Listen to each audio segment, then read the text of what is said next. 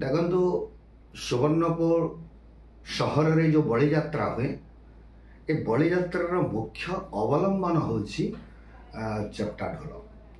ଚେପ୍ଟା ଢୋଲ ଗମ୍ଭାରୀ ଗଛରେ ତିଆରି, ଏବେ ଯେଉଁ ରାଜନ୍ୟ ଅବସ୍ଥାରେ ଅଛି। ଲୋକମୁଖରୁ ଶୁଣାଯାଏ ଖେମୁଣ୍ଡିରୁ ଯେତେବେଳେ ବାହା ହେଇକି ଆସିଥିଲେ ମହାରାଣୀ ସୁବର୍ଣ୍ଣପୁରକୁ, ସେତେବେଳେ ଯୌତୁକ ସ୍ୱରୂପ ଦୁଇଟି କଥା ନେଇକି ଆସିଥିଲେ। ଗୋଟିଏ ହେଉଛି ଚେପ୍ଟା ଢୋଲ ଏବଂ ମହାନନ୍ଦ ବଂଶ, ଯେଉଁ ମହାନନ୍ଦ ବଂଶ ଏଇଠି ବାଜା ବଜାଇବେ। ତ ମହାନନ୍ଦ ବଂଶ ଧୀରେ ଧୀରେ ବାଜା ବଜାଇ ପାରିଲେ ନାହିଁ, ତାପରେ ବାରିକ ବଂଶକୁ ଦେଇଦେଲେ, ସେମାନେ ବଜାଉଛନ୍ତି। ଚେପ୍ଟା ଢୋଲରେ ସ୍ୱୟଂ ଖମ୍ବେଶ୍ୱରୀ ବାସ କରନ୍ତି ଏବଂ ଅଷ୍ଟଧାତୁରେ ନିର୍ମିତ, ତା ଭିତରେ ଅଷ୍ଟଧାତୁ ଅଛି ଏବଂ ସଂସ୍କାର କରାଯାଇକି ତାକୁ ଅଭିମନ୍ତ୍ରିତ କରାଯାଇଛି ବୋଲିକି ପ୍ରାଚୀନ କାଳରୁ ଢୁଲିଆମାନେ ଆମକୁ କହୁଥିଲେ।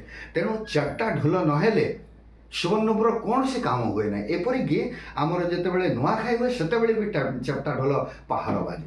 ତ ଚେପ୍ଟା ଢୋଲରେ ସମ୍ପୂର୍ଣ୍ଣ ଭାବରେ ମନ୍ତ୍ର ଯନ୍ତ୍ର ତନ୍ତ୍ର ସବୁ ରହିଛି। ତା ଉପରେ ଆମ ମହାବଳୀ ଛିଡ଼ା ହୁଅନ୍ତି, କଳା ଧଳା ଛତ୍ର ଧରନ୍ତି ଏବଂ ନାଚନ୍ତି।